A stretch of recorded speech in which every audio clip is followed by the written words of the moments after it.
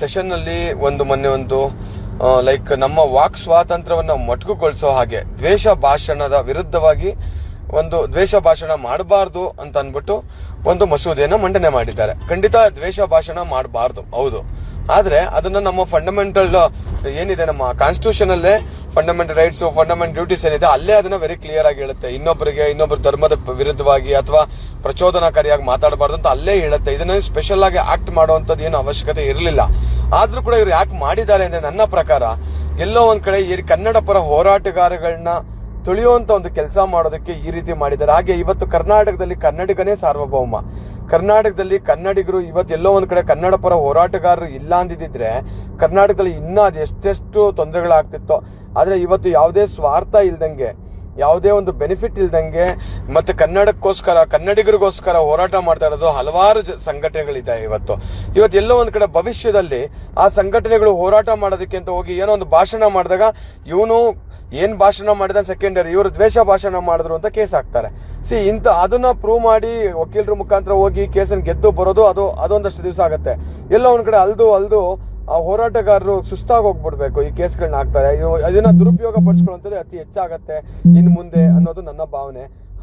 ಹಾಗೆ ನೋಡಿ, ಇವತ್ತು ಮಾಧ್ಯಮಗಳು ಮಾತಾಡ್ತಾರೆ. ಇನ್ಮೇಲೆ ಮಾಧ್ಯಮಗಳೆಲ್ಲ ಯೂಟ್ಯೂಬರ್ಸ್ ಇವರೆಲ್ಲ ಅಂದ್ರೆ ತಪ್ಪಾಗಿ ಮಾಡೋಂಥ ಖಂಡಿತವಾಗಿಯೂ ಕೇಸ್ ಹಾಕೊಂಡ್ರೆ ತಪ್ಪಿಲ್ಲ. ಆದ್ರೆ ಇನ್ನು ಎಲ್ಲ ಒಂದ್ ಕಡೆ ಸಮಾಜದ ತಪ್ಪುಗಳನ್ನ ತೋರಿಸ್ತಕ್ಕಂಥ ಎಷ್ಟೋ ಮಾಧ್ಯಮಗಳು ಕೂಡ ಭವಿಷ್ಯದಲ್ಲಿ ಅವ್ರು ಯಾವ ಬ್ರೇಕಿಂಗ್ ಕೊಡಕ್ಕಾಗಲ್ಲ ಅಥವಾ ಯಾವುದೇ ಒಂದು ರೀತಿಯ ಸಮಾಜದ ಹುಳುಕುಗಳನ್ನ ಎತ್ತಿ ತೋರ್ಸೋದಕ್ಕೂ ಆಗಲ್ಲ. ಯಾಕಂದ್ರೆ ಆಗ್ದಾಗೆಲ್ಲ ಒಂದೊಂದು ಕೇಸ್ ಬೀಳತ್ತಿನ ಮೇಲೆ ಎಲ್ಲ ಯೋಚನೆ ಮಾಡಬೇಕಾದಂತ ಸಂದರ್ಭ ಬಂದಿದೆ. ಇವಾಗ ಈ ಸರ್ಕಾರ ಏನನ್ನ ಮಾಡಕೊಟ್ಟಿದೆ, ಭಾಷಣದ ವಿರುದ್ಧ ದ್ವೇಷ ಭಾಷಣ ಮಾಡಿದಾಗ ನಿಜವಾಗ್ಲೂ ದ್ವೇಷ ಭಾಷಣ ಅಂದ್ರೆ ಏನು, ಅದಕ್ಕೆ ಏನ್ ಹೇಳ್ತದೆ, ದ್ವೇಷ ಭಾಷಣದಲ್ಲಿ ಏನ್ ಕಂಟೆಂಟ್ ಇರಬೇಕು, ಯಾವ ರೀತಿ ಇರಬೇಕು.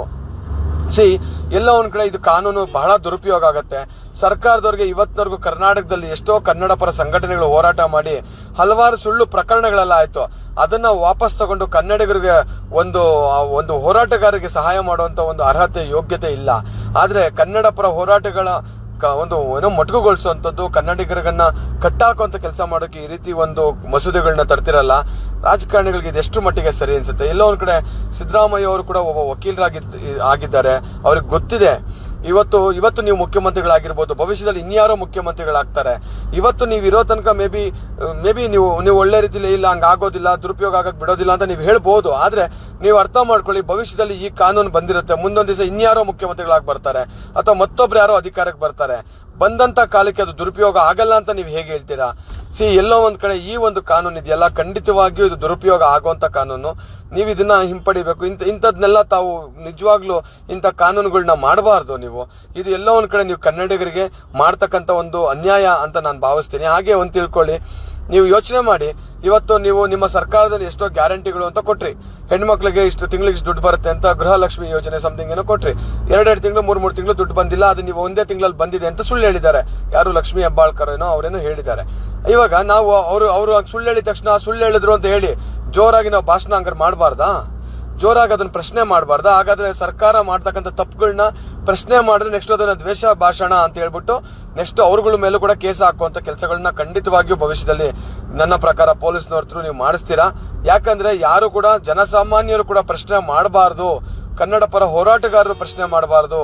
ಯಾವುದೇ ಒಂದು ಧರ್ಮದ ಪರ, ಯಾವುದೇ ಧರ್ಮದ ಪರವಾಗಿ ಕೂಡ ಯಾರು ಯಾವುದೇ ಒಂದು ಪ್ರಚಾರ ಅಂದ್ರೆ ಲೈಕ್ ಭಾಷಣಗಳನ್ನ ಮಾಡಬಾರ್ದು ಅದನ್ನೆಲ್ಲ ಮೊಟಕುಗೊಳಿಸಬೇಕು. ನಾವೇ ನಮ್ಮ ಸರ್ವಾಧಿಕಾರತ್ವ ನಮ್ಮಲ್ಲಿ ಇರಬೇಕು ಅನ್ನೋದಕ್ಕೋಸ್ಕರ ಈ ಒಂದು ಕಾನೂನನ್ನ ಮಾಡಿದ್ದೀರಾ ಅಂತ ನಾನು ಭಾವಿಸ್ತೀನಿ. ಆದ್ರೆ ಖಂಡಿತವಾಗಿಯೂ ಈ ಕಾನೂನು ಜನವಿರೋಧಿ ಕಾನೂನು.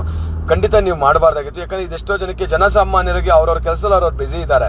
ಆದ್ರೆ ಯಾವತ್ತೋ ಒಂದ್ ದಿವಸ ಎಲ್ಲೋ ಒಂದ್ ಕಡೆ ದ್ವೇಷ ಭಾಷಣ ಯಾವ್ದೋ ಒಂದು ಸ್ಟೇಜ್ ಅಲ್ಲಿ ಹೋದಾಗ ಮಾತಾಡ್ತಾರೆ, ಏನೋ ಒಂದು ಆಗತ್ತೆ.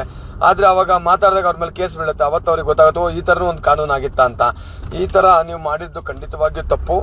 ನಾನು ಇದನ್ನ ಖಂಡಿಸ್ತೀನಿ. ಒಬ್ಬ ವಕೀಲನಾಗಿ ಕೂಡ ನಾನು ಖಂಡಿಸ್ತೀನಿ. ಯಾಕಂದ್ರೆ ವಕೀಲನ ಜವಾಬ್ದಾರಿ ಬರೀ ನ್ಯಾಯಾಲಯದಲ್ಲಿ ಅಷ್ಟೇ ಅಲ್ಲ, ಸಾಮಾಜಿಕವಾದ ಜವಾಬ್ದಾರಿಗಳು ಕೂಡ ಇರುತ್ತೆ. ಆ ಜವಾಬ್ದಾರಿ ಇರೋದಕ್ಕೆ ನಾನು ಮಾತಾಡ್ತಾ ಇದ್ದೀನಿ. ಖಂಡಿತವಾಗಿಯೂ ನೀವು ಮಾಡ್ತಾ ಇರೋದು ತಪ್ಪು. ಎಷ್ಟೋ ಒಂದು ನನ್ನ ಈಗಾಗ್ಲೇ ಹಿಂದೂ ಇರ್ಬೋದು ಅಥವಾ ಎಷ್ಟೋ ಹಲವಾರು ಮುಸ್ಲಿಂ ಇರ್ಬೋದು, ಪ್ರತಿಯೊಂದು ಎಲ್ಲಾ ರೀತಿಯ ಧರ್ಮಗಳಲ್ಲೂ ಅವ್ರದೇ ಆದ ಒಂದು ಚಟುವಟಿಕೆಗಳಿರುತ್ತೆ, ಭಾಷಣಗಳಿರುತ್ತೆ. ಎಷ್ಟೋ ಜನ ನಾನು ಇತ್ತೀಚಿನ ದಿನಗಳಲ್ಲಿ ನೋಡಿದ್ದೀನಿ, ಈ ಸರ್ಕಾರ ಬಂದಂತ ಮೇಲೆ ಎಷ್ಟೋ ನಮ್ಮ ಲೈಕ್ ಹಿಂದೂ ಪರ ಹೋರಾಟಗಾರರು ಎಷ್ಟೋ ಜನ ಇದ್ದಾರೆ. ಆ ಹೋರಾಟಗಾರಗಳಿಗೆಲ್ಲ ಗಡೀಪಾರು ಮಾಡುವಂತದ್ದು, ಇಂಥ ಕಡೆ ಬರಬೇಡಿ ಅನ್ನೋದು, ಅವ್ರ ಮೇಲೆ ರೌಡಿ ಶೀಟರ್ ಓಪನ್ ಮಾಡಿಸುವಂತದ್ದು, ಇದನ್ನೆಲ್ಲ ಬಹಳ ಮಾಡಿಸ್ತೀರಾ.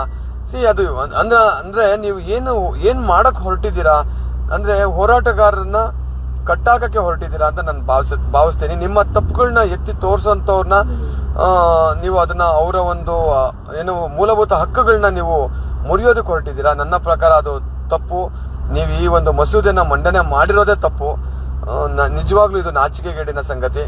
ನನಗೆ ಬಹಳ ಈ ಒಂದು ಮಸೂದೆಗೆ ಖಂಡಿತವಾಗಿ ಒಬ್ಬ ಜನಸಾಮಾನ್ಯನಾಗಿ, ಒಬ್ಬ ವಕೀಲನಾಗಿ ಇದನ್ನ ವಿರೋಧ ವ್ಯಕ್ತಪಡಿಸ್ತೀನಿ. ಮೇ ಬಿ ಇದನ್ನ ಪ್ರತಿಯೊಬ್ರು ವಿರೋಧ ವ್ಯಕ್ತಪಡಿಸ್ತಾರೆ.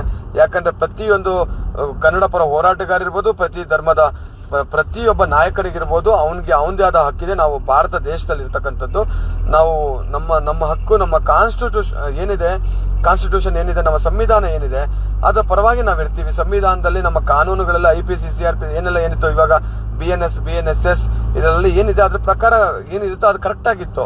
ಆದ್ರೆ ನೀವು ಈ ದ್ವೇಷ ಭಾಷಣ ವಿರುದ್ಧ ಕಾನೂನು ಏನು ಮಂಡನೆ ಮಾಡಿದ್ರೆ ಇದು ಖಂಡಿತವಾಗಿಯೂ ರಾಜಕೀಯ ಪ್ರೇರಿತ ಅಂತ ನಾನು ಭಾವಿಸ್ತೀನಿ.